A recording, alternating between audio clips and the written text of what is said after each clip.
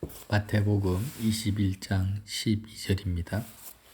예수께서 성전에 들어가사 성전 안에서 매매하는 모든 사람들을 내쫓으시며 돈 바꾸는 사람들의 상과 비둘기 파는 사람들의 의자를 둘러엎으시고 그들에게 이르시되 기록된 바 내 집은 기도하는 집이라 일컬음을 받으리라 하였거늘 너희는 강도의 소굴을 만드는도다 하시니라. 맹인과 전언자들이 성전에서 예수께 나아오매 고쳐주시니 대제사장들과 서기관들이 예수께서 하신 이상한 일과 또 성전에서 소리질러 호산나 다윗의 자손이여 하는 어린이들을 보고 노하여 예수께 말하되 그들이 하는 말을 듣느냐. 예수께서 이르시되 그렇다. 어린 아기와 젖먹이들의 입에서 나오는 찬미를 온전하게 하셨나이다 함을 너희가 읽어본 일이 없느냐 하시고 그들을 떠나 성 밖으로 베다니에 가서 거기서 유하시니라. 아멘. 일요일 날에는 나귀를 타고 예루살렘으로 입성하셨고요. 이제 월요일이 되었습니다. 금요일 날 십자가에서 죽으시는데 이제 월요일 4일 D-Day 4일 전이죠. 성전에 다시 들어오십니다.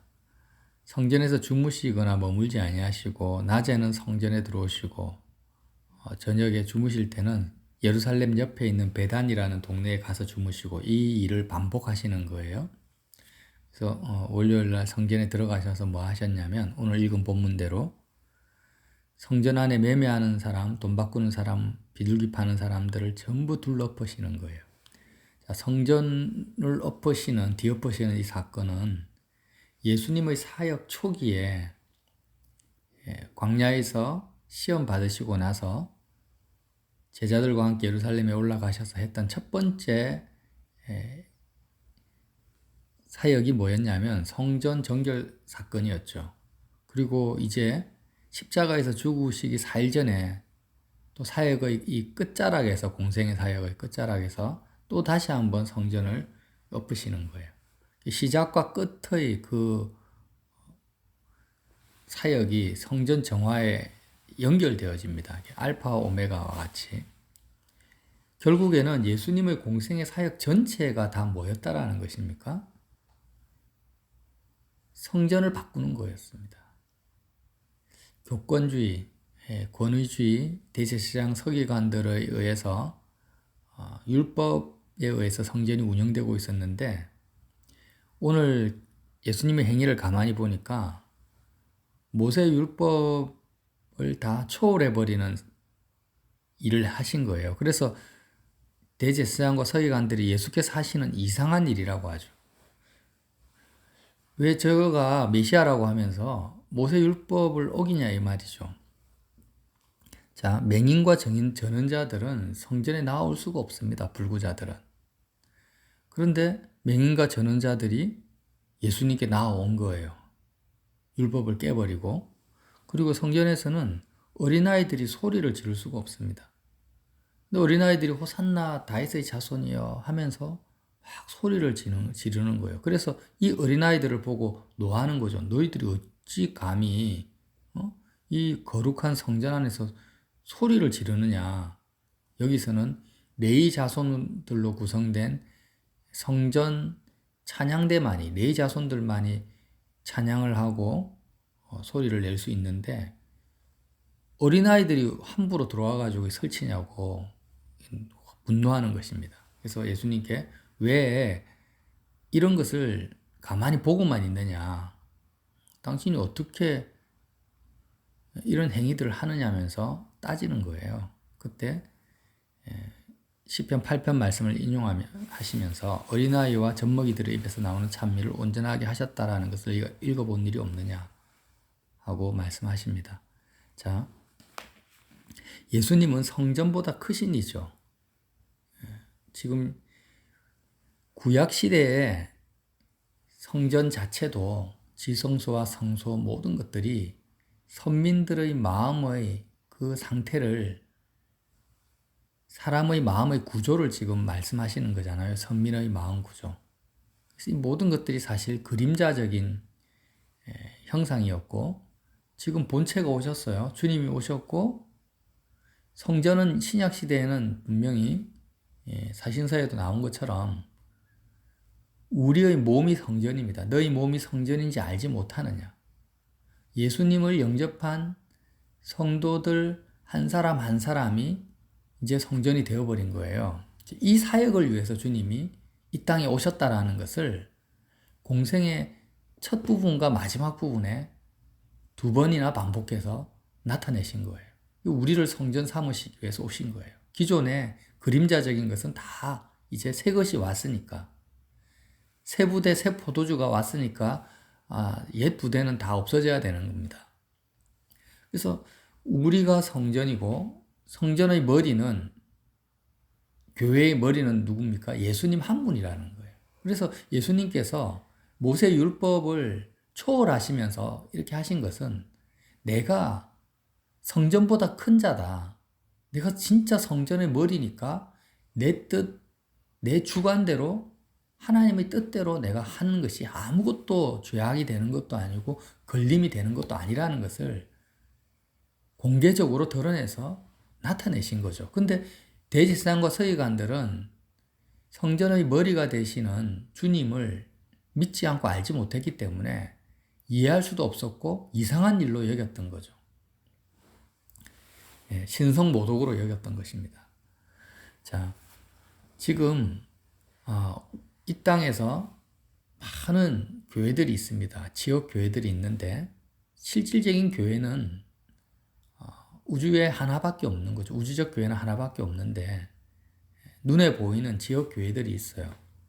예배당 건물 중심으로 다 모여 있는 거죠. 뭐 예배당 건물을 가지는 것이 나쁘다라는 것이 절대 아닙니다. 그런데 이제 문제는 뭐냐면 왜 교회가 존재하냐라는 거죠. 예배당 중심의 교회들이 왜 존재해야만 되는, 존재하는 이유가 뭐냐라는 거예요.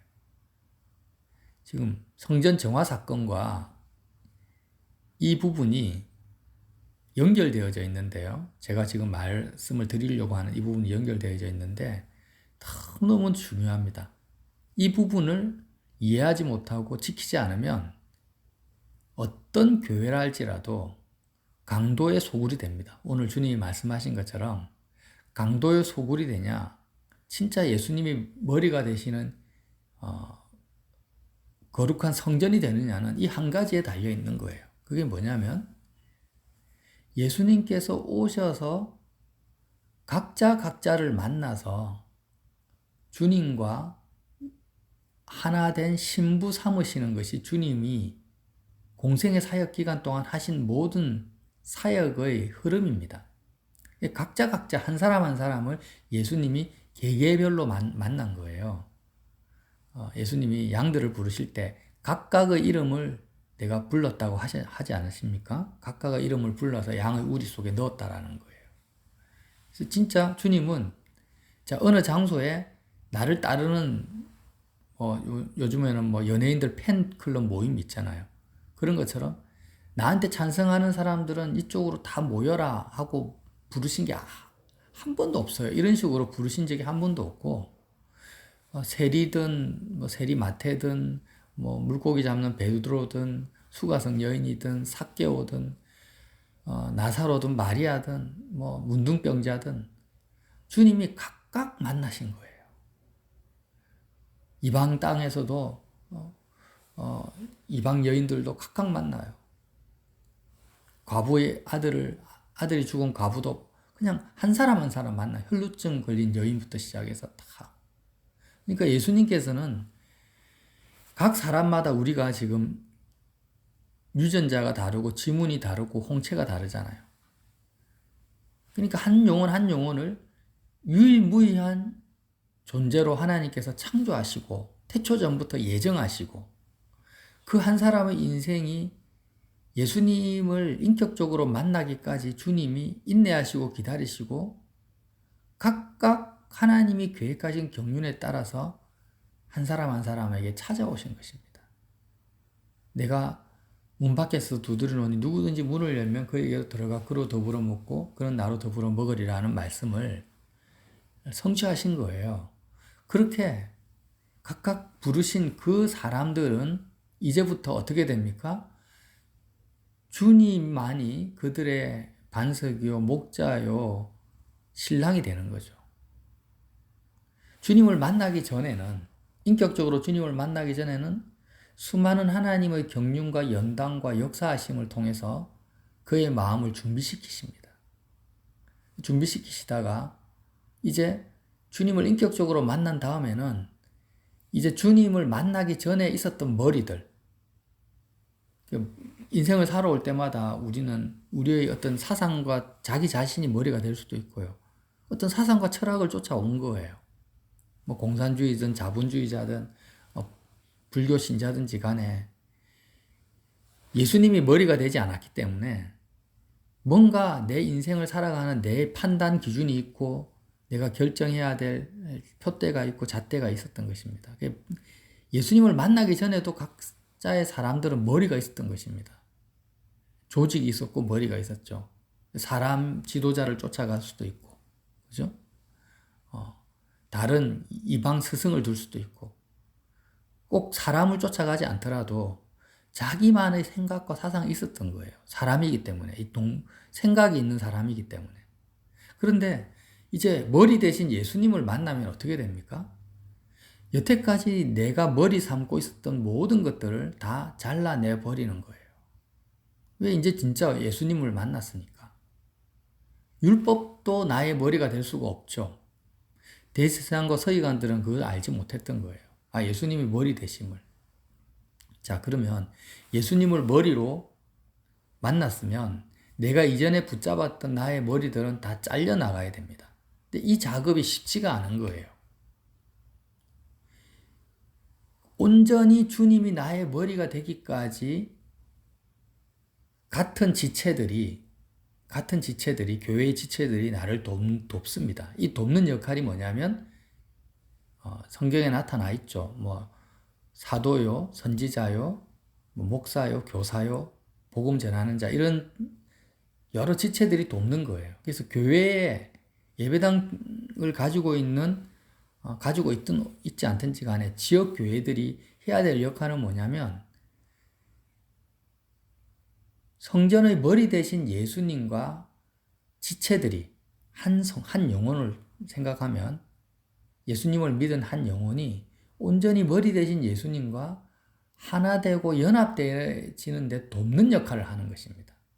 이게 지체의 역할이에요. 교회 역할이고 직분자의 사명이라는 거예요. 그러면 그가 이전에 세상의 가치관을 머리 삼았던 것들을 다 잘라버리고 십자가에 못 박아버리고 머리 대신 예수님과 온전히 연합한다. 이 다른 비유로 말하면 아가서에 나와 있습니다. 아가서에 신랑과 신부가 이제 결혼을 해서 신방을 차리는 것입니다. 신방을 차리면 신랑과 신부의 그 결혼식의 클라이막스, 이제 신방으로 들어가잖아요. 신랑과 신부가 신방으로 들어가면 그때부터는 아무도 그 신방에 침입해서는 안 되는 거예요. 이제는 신랑과 신부만의 시간이 되고 온전한 연합하는 시간이니까 방해해서도 안 되고 간섭해서도 안 되고 중간에 끼어들어서도 안 됩니다. 이게 뭐예요? 머리 대신 예수님과 우리 각자가 연합하는 신앙의 길이라는 거예요. 자, 교회의 하나됨은 세상의 하나됨과는 본질적으로 다릅니다. 세상에서는 어떻게 합니까? 어떤 사상이나 주의 주장이 있죠. 철학이 있습니다. 사람을 중심으로 하든 눈에 보이는 지도자, 사람을 중심으로 하나가 되든 어떤 사상이나 철학을 중심으로 하나가 됩니다. 그러나 교회는 예수님이 머리 되시고 예수님을 중심으로 하나 되는 유일한 공동체입니다. 그럼 예수님을 중심으로 하나 된다라는 것은 세상과는 전혀 다른 방식이라는 거죠. 세상 사람들은 사상이나 사람을 중심으로 하니까 우리끼리, 자기들끼리 똘똘 뭉치는 데 집중하는 거예요. 하나 되려고 무진 애를 써요. 그러나 예수님을 중심으로 하나 되는 것은 예수님이 각각을 부르셨기 때문에 우리끼리 하나 되려고 애를 쓰거나 노력하거나 발부둥 칠 필요가 전혀 없다라는 거예요. 우리끼리 하나 되려고 애쓰는 것 자체가 뭐냐?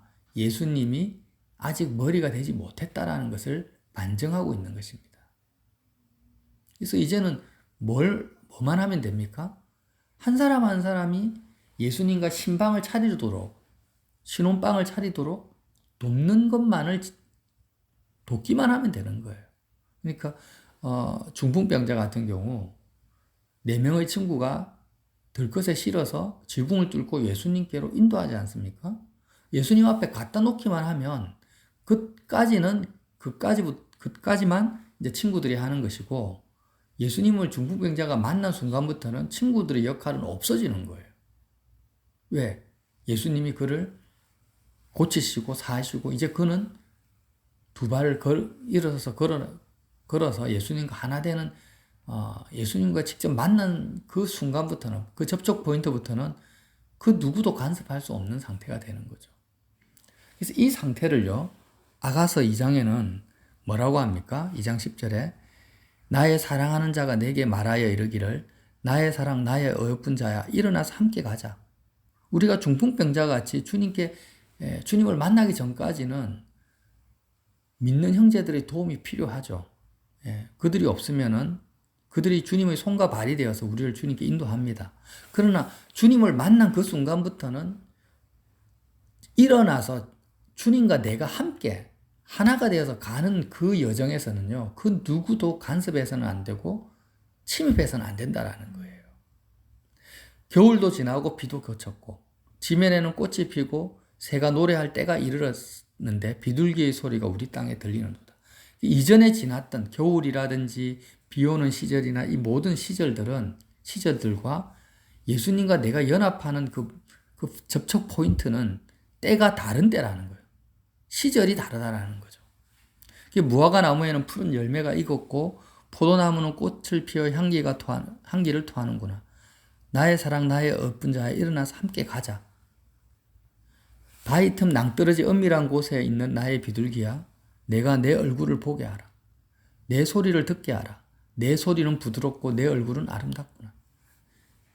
나와 예수님 사이에 어떤 장애물도 있어는 안 됩니다. 주님이 원하시는 건 뭐예요? 나의 음성을 직접 듣기를 원하시는 거예요. 누군가를 통해서 듣기를 원하지 않습니다. 나와 주님 사이에 제3자가 개입되는 것을 원하지 않는 거예요. 그래서 나의 사랑 나의 어여쁜 자야, 내가 너의 얼굴을 내가 직접 보기를 원하고 너의 소리를 내가 직접 듣기를 원한다라는 거예요. 중간에 어떤 은사자들이라든지 영적 지도자가 개입해서 주님의 말씀을 모세가 백성들에게 대언하듯이 그렇게 대언하거나 하나님의 뜻을 대신 전달해주는 그런 중간 관계자가 주님과 나 사이에 어떤 중간 매체가 필요가 없다라는 거예요. 있어서도 안 되죠. 언제까지 필요합니까? 내가 주님과 인격적으로 만나기 전까지만 필요하다라는 거예요. 이게 복음 전도자의 역할이고, 만나고 나면은 이제부터는 나와 주님과의 신혼기간이 진행되니까 이제부터 주님은 너는 내 것이고 나는 너 것이니까 그 누구도 너와 나 사이에는 침입해서는 안 된다. 아가서 2장 15절에 계속 이런 말씀을 하세요. 우리를 위하여 여우 곧 포도원을 허는 작은 여우를 잡으라. 우리의 포도원에 꽃이 피었습니다. 그래서 포도원을 허는 여우가 누굽니까? 지금 대제사장들과 서기관들이 포도원을 허는 여우예요. 강도라는 것입니다. 강도. 자, 백성들과 예수님이, 어린아이들과 예수님이 지금 성전에서 만납니다. 맹인들과 전언자들이 예수님과 성전에서 만났어요. 예수님을 만나기 전까지는 이들이 성경을 가르치고 하나님에 대해서 또 성전 제사를 드리고 이렇게 하는데, 신랑 되신 예수님이 성전에 나타나셨습니다. 이 상태에서는 어떻게 해야 됩니까? 모든 백성들이 이방인이든 유대인이든 전언자든 건강한 자든 맹인이든 보는 자 할 거 없이 이들은 어떻게 하든지 간에 예수님을 만날 수 있도록 섬겨야 되고 도와야 되는 자들이 대제사장과 서기관들, 바리새인들이었는데, 오히려 예수님과 백성들이 만나지 못하도록 중간에 가로막고 서서 포도원을 헐어버리는 것입니다. 포도원을 허는 여우들입니다. 그런데요, 대제사장과 서기관들의 입장에서는요, 지금 성전을 뒤집어 엎으시는 예수님이 포도원을 허는 여우로 보이는 거예요. 참 너무 아이러니컬하지 않습니까? 예수님 눈에는 교권주의와 율법주의로 무장되어져 있는 자기들이 마치 보이지 않는 하나님과 백성들 사이에 유일한 중재자처럼 행동하고 있는 이들이 포도원을 허는 여우들이고 강도의 소굴로 만든 주범들인데, 대제사장들의 눈에는 예수님이 포도원을 허는 여우로 보이는 거예요. 뒤집어 엎으시니까. 그래서 저와 여러분이 십자가의 복음을 정말 깨닫고 적용하고 전하면은요, 각자가 있는 어떤 지역 교회에서 포도원을 허는 여우처럼 보일 수도 있습니다. 조직을 무너뜨리고 지도자들의 어떤 기존의 기득권을 가지고 있는 그 질서를 허무는 포도원을 허는 여우로 비난받고 쫓겨나갈 수도 있는 거예요. 왜? 이제 각자가 예수님과만 연결되면 된다고 하니까. 기존의 기득권을 허무는 자가 되는 거예요. 그러나 성경은 뭐라고 말합니까? 오히려 그들이 강도의 소굴을 만든 주범이다. 자, 이거를 꼭 지역 교회에 적용할 것이 아니고요. 그냥 가정에 적용해도 마찬가지입니다. 개인적인 인간관계에서도. 내가 아내와 남편과의 관계를 가지고 있습니다. 근데 내가 주체가 되어서, 내가 머리가 되어서 내가 남편을 한번 사랑해 봐야 되겠다. 내가 자녀를 한번 사랑해 봐야 되겠다고 내가 머리가 되어서 사랑하려고 접근하는 것이 뭡니까? 강도예요, 강도. 가정을 강도의 소굴로 만드는 거예요. 왜 접근합니까? 그렇게 접근해서는 자녀로 내 마음을 채우고 남편이나 아내를 통해서 내 마음을 채우고자 하는 강도가 되는 것인데, 가정을 강도의 소굴로 만드는 것인데 그걸 모르는 거예요. 그걸 모르고 전부 다 믿지 않는 자들의 가정은 사실은 화목한 강도의 소굴일 뿐입니다. 참 웃기죠?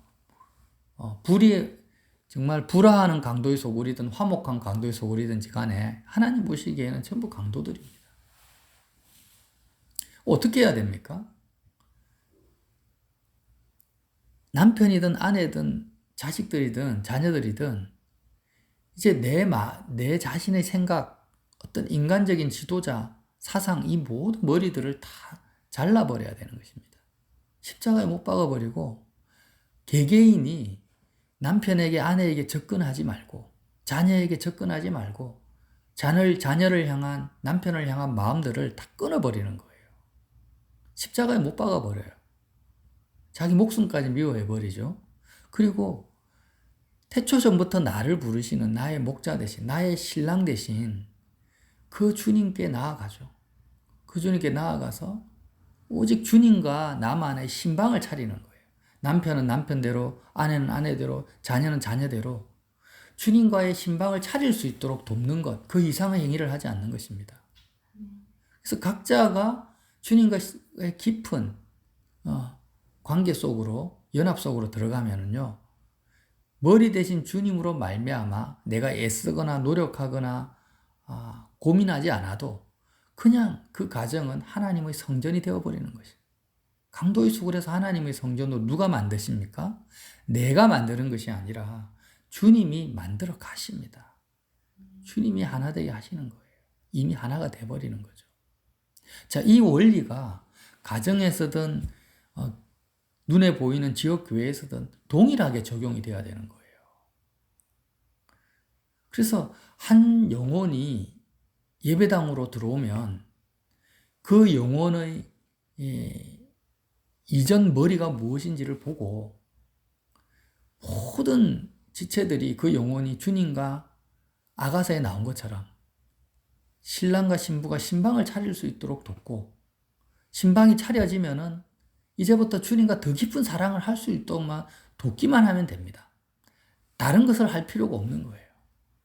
주님과 더 깊은 안식, 더 깊은 관계 속에서 뜨거운 사랑을 나눌 수 있도록만 도우면 되고, 이렇게 돕는 최고의 방법은 뭡니까? 나 역시 주님과 깊은 관계 속으로 들어가는 거죠. 내가 도우려고 막 그냥 신방하고 전도하고 이렇게 하는 것은 두 번째 문제예요. 두 번째 문제고, 나부터가 주님과 일대일의 관계 속에서 깊은 포도원을 하는 여우를 제거해버리고, 주님과 나의 사이에 포도원을 하는 여우가 뭐겠습니까? 그 정체를 이제 보는 거예요. 그걸 제거해버리고 주님과 깊은 사랑의 관계 속으로 들어가면 내가 애쓰지 않아도 내가 하나님의 등불이 되어서 돕는 자로 이미 살고 있다라는 것을 발견하게 된다라는 것이죠. 이 원리를, 이 부분을 놓쳐버리면은요, 아무리 은사가 충만하고 말씀이 탁월한 것처럼 보여도 이 부분을 놓쳐버리면 모든 그리스도인들의 모임이, 교회라고 간판을 붙이고 있는 교회 모임들이 하나같이 강도의 소굴로 전락해버리는 거예요. 예외는 없습니다. 예외는 없어요. 그래서 결국 답은 내가 주님을 만난 후부터는 주님과 나만의 홀로서기로 들어가야 됩니다. 주님과 나만의 홀로서기. 나 혼자 쓰는 건 아니에요. 주님과 나만의 시간. 이렇게 살아가다 보면은 나도 모르게 내가 등불이 되어 있고 소금이 되어 있고 내 주변에 100배나 많은 형제들이 그리스도로 하나 되어져 있는 다 경험하게 되는데, 이 모든 것은 나로부터 나온 것이 아니라 머리 대신 예수님으로부터 주어지는 은혜요 선물로 주어지기 때문에 자랑할 것은 아무것도 없습니다. 내가 뭘 했다고 자랑할 수 있는 것이 아무것도 없는 것이죠. 그러나 이 일이 주님과 나만의 홀로서기가 되지 않는 상태에서 내가 머리가 되어서 달려가서 행했던 모든 일들은요, 결국에는 내 자랑이 되고 내 의가 되어버립니다. 또 다 무너지죠. 다 무너져서 나중에는 후회하게 되고 상처로만 남게 됩니다. 자, 이제 주님이 성전을 뒤집어 엎으시고 다시 베다니로 가서 주무시고, 내일은 또 화요일이 됩니다. 화요일 날 다시 예루살렘에 들어오셔서 어떤 일을 행하셨는지를 다루도록 하겠습니다. 기도하겠습니다. 주님, 두서없이 말씀을 전했지만 무엇이 중요한지 그 요점을 놓치지 않도록 우리의 마음에 새겨 주시옵소서. 아가서에 기록된 것처럼 포도원을 하는 여우가 무엇입니까? 주님, 교권주의와 또 눈에 보이는 인간적 조직과 사람의 지도자들, 여러 가지 온갖 혼탁한 것들이 주님과 우리의 관계 속에 끼어들어서 자유케 하지 못하고 안식하지 못하고 오직 주님만을 사모하며 바라보며 나아가는 데 있어서 방해가 되는 그 포도원을 하는 여우의 실체가 주님 시대에서는 대제사장과 서기관들 또 바리새인들이었지만, 지금 이 시대에는 무엇인지를 우리가 분별할 수 있도록 주님께서 빛을 비춰 주시옵소서. 주님, 내가 이제는 하나 되기 위해서 달려가는 자가 되지 않게 하시고, 누군가를 사랑해 보려고 주님보다 앞서가는 자가 되지 않게 하시고, 오직 주님이 나를 통해 사실 수 있도록 주님만을 깊이 붙들고 동행하는 복된 하루로 인도하여 주시옵소서. 예수님 이름으로 기도합니다.